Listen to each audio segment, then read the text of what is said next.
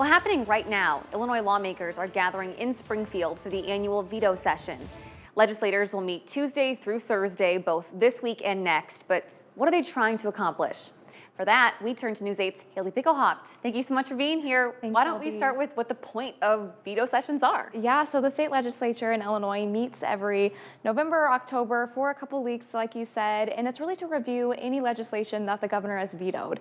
And if there isn't any vetoed legislation, just like there is this year, then they're talking about maybe reviewing bills that died in May. So there could be different stakeholder negotiations that have changed things up a little bit, and looking forward to what could be on the agenda for next spring. That makes a lot of sense. They got about 2 weeks, give or take, to kind of get these bills through. So today you spoke to Dan Swanson, who is a Republican Illinois state representative. He represents Mercer, Henry, Knox, Bureau, and Lee counties. What did he have to say? Yeah, so Dan again talked about how it's probably going to be pretty quiet around Springfield. They might even have both this Thursday and next Thursday off, which is a little bit different compared to some years. But he did say one thing he's going to be thinking about and focusing on, and a lot of conversations will be about, is the budget deficit that has been put forward by Pritzker's office, a $3.2 billion deficit. So he really focused on that and some of his thoughts around that.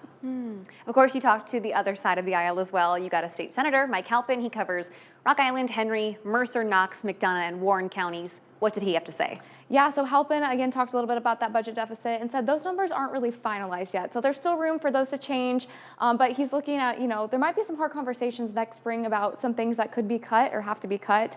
But I did talk to him about why is this veto session different than some other years? And so he said, he thinks that the General Assembly has done a really good job the last few years of just being prepared, and that also this year there wasn't really any emergencies in the last 6 months. And so less emergencies sometimes just mean less emergency things that have to be talked about in veto session. Makes sense. Haley, thank you so much. You guys at home can catch Haley's full report on the Illinois veto session a little bit later tonight, coming up on News 8 at 6 o'clock.